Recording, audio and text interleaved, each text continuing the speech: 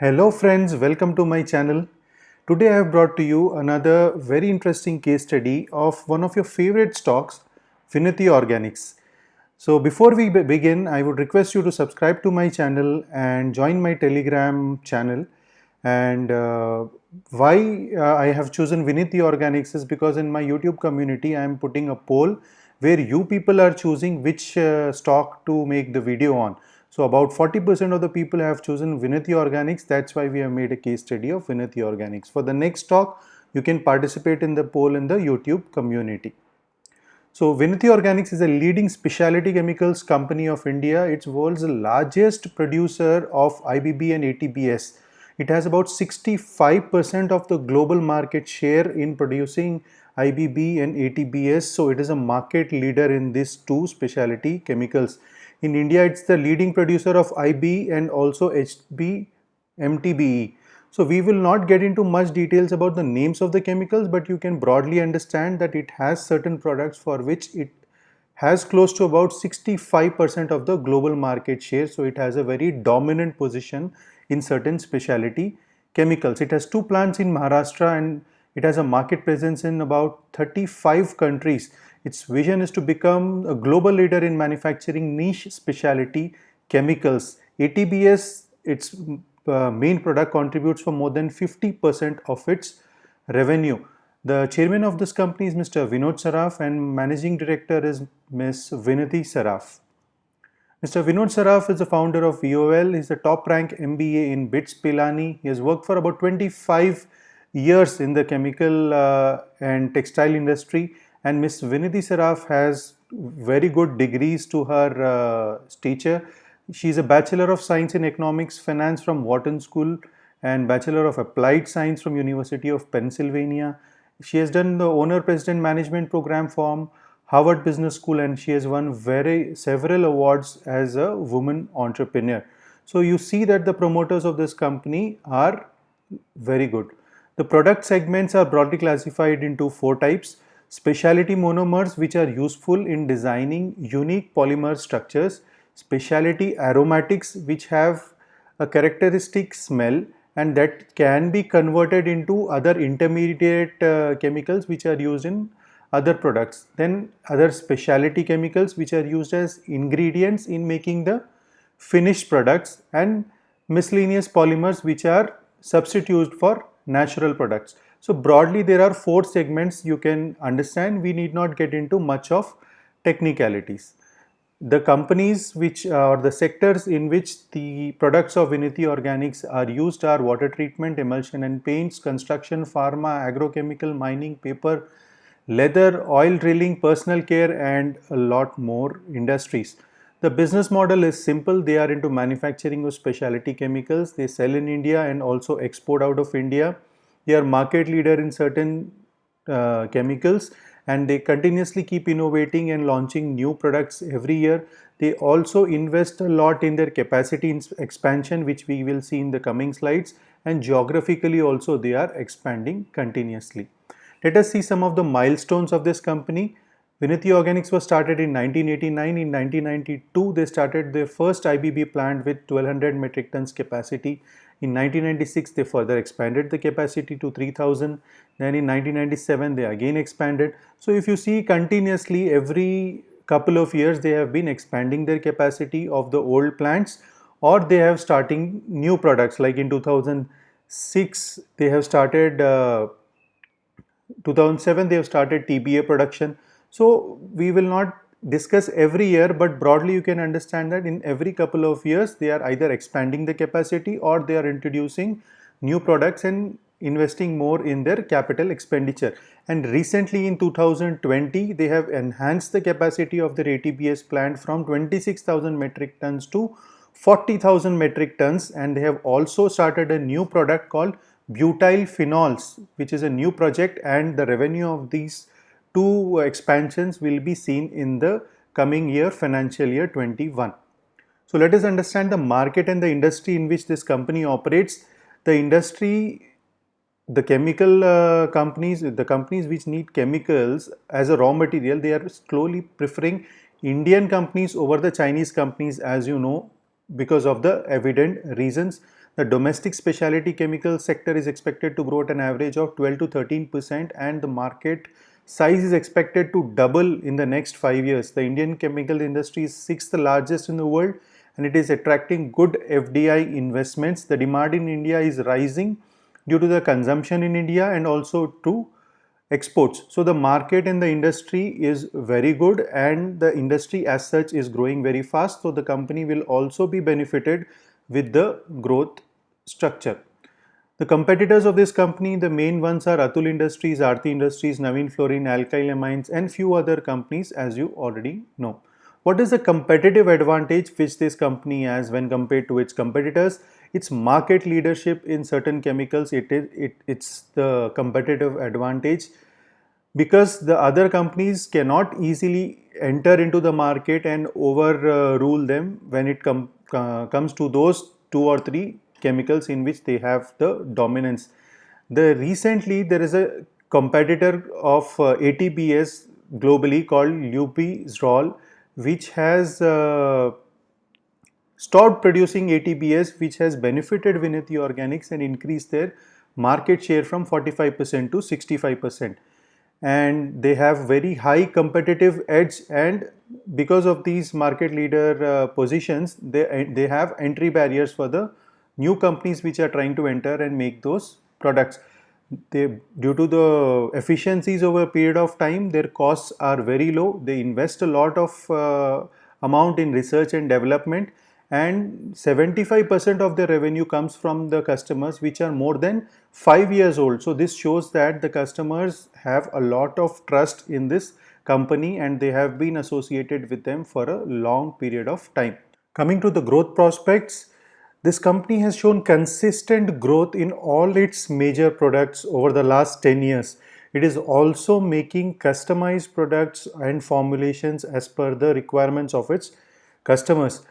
Interestingly, to eradicate the effect of the fluctuation in the crude prices as a raw material in their products, they have started formula-based pricing contract to remove the impact of the volatility. That means their contract with the customers will not be on a fixed price but on a basis of a formula. So even if there is a fluctuation in the raw material prices, they will not be impacted with the fluctuation, and they will get the same profit of margin. The ATBS capacity, their main product, has increased from 26,000 to 40,000 in this financial year 2020, and they have started a new project for manufacturing butyl phenols, which will give additional revenue in the coming years.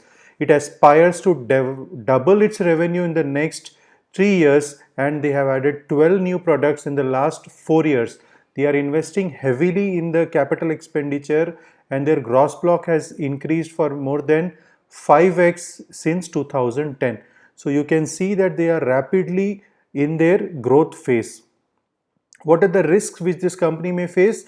The fluctuation in the raw material prices, the disruption in the supply of raw materials, the exchange rate fluctuations because this company is into exports, the macroeconomic conditions like government policies and other things, the growing competition in India and also with the other foreign companies, and sometimes in this sector, due to the excess supply of the products, there may be underutilization of their installed machinery capacity. So these are the risks which Vinati Organics may face.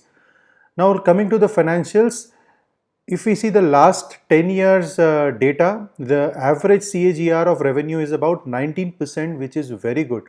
The net profit average CAGR for the last 10 years is 27%, which is excellent. And the shareholders' wealth has increased by 119x in the last 10 years. So this stock has given tremendous returns in the last 10 years.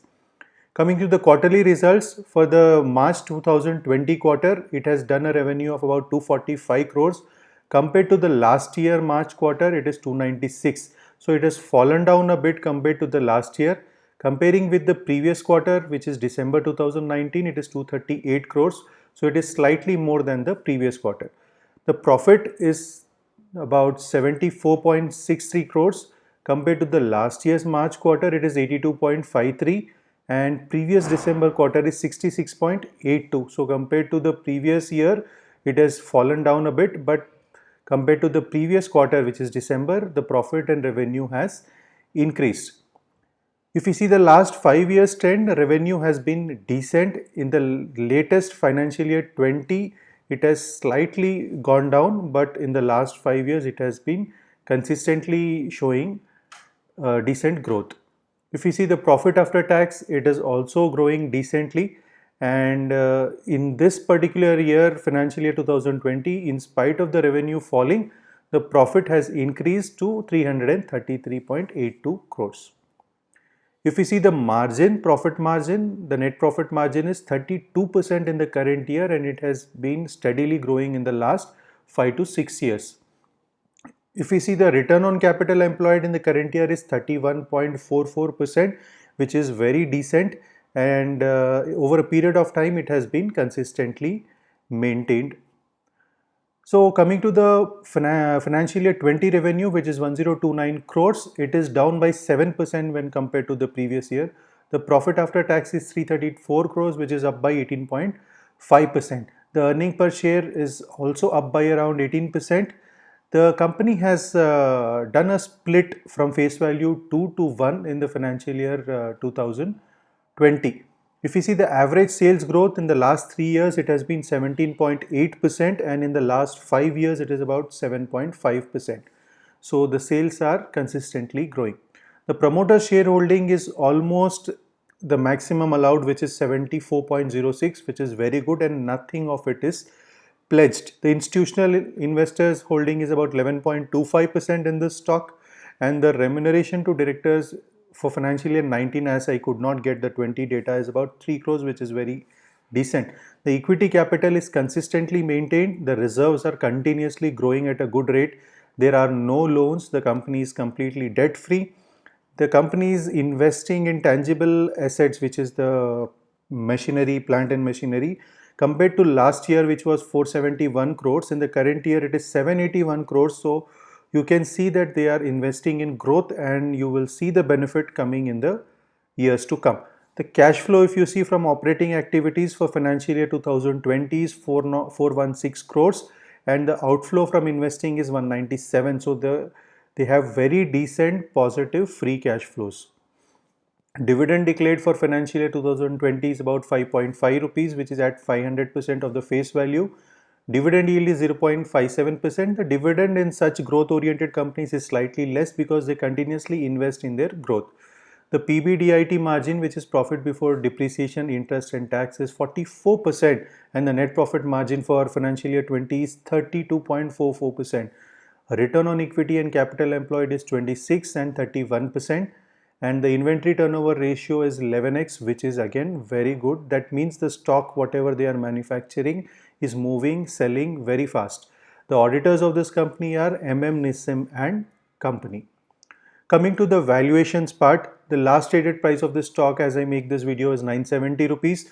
The 52-week high and low is 650 to 1196. The last 1 year, if you see, in spite of the corona lockdown, it has recovered completely and it is at a flat rate. The last 5 years, if you see, it has given a massive to 41% return. The market cap is about 10,000 crores. The PE is 30. Industry PE is about 24. And the earning per share is about 32.5. The price book ratio is 7.81. And the intrinsic value, as per Benjamin Graham's formula, is roughly around 850 rupees. So in terms of valuation, it is a decent valuation, but I find it a slightly high. If we get a little fall, this stock would become more attractive to buy. If we see the price chart in the last 5 years, it has a very good chart. You can see on the screen, it is on a continuous rise except the March fall, which is again a V-shaped recovery, which has recovered very fast. Coming to the stock levels, if you see pre-COVID, it was trading around 1000 rupees roughly. In the March, it took a low of about 650 rupees, and right now, if it is becoming showing a very range bound movement. It is showing a support at around 960 levels and showing a resistance around 1040 levels. So as per me, I feel the moment it breaks this support of about 960 and falls down, you can get into it at a dip of around 900 rupees. That will be a very decent valuation to begin investing in this stock. So recent news and announcement, the COVID has an impact on these numbers also. That is why the numbers are slightly weak. And 15 to 20% growth is expected in the financial year 2021 in terms of revenue as per the management of this company. The Q1 numbers are expected to be much better compared to the earlier quarter because the ATBS plant is set up with the expanded capacity, and the butyl phenol factory is also ready. So that sale will boost the revenue in the Q1 of financial year 21. The butyl phenol will be competing with the imported materials which come into India from Singapore and Korea. So I have given you all the indicators for you to decide and take the right decision for investing in this stock. To summarize, it is a market leader in certain specialty chemicals. It is a mid-cap stock with a decent capital of about 10,000 crores. The growth is consistent, the management is good, the R&D and in diversification of products has been very good. They are continuously expanding their capacities. It's a debt-free company. The profit margins are very good. The returns are even better. The sector in which this company operates is good. As the sector is growing, this company will also get benefited. In terms of valuation, it is slightly high. I feel you should get into it at a dip as we have discussed earlier. So thank you for watching this video. I hope you like it, and I'm sure you will be able to take the right decision of investing in this stock. Subscribe to my channel, hit the bell icon, join my Telegram channel. Do leave in the comments whatever you think about this video, your feedback, and if you want me to make new videos on your favorite stocks, you can leave the names of the stocks in the comments below. Thanks for watching and have a great day.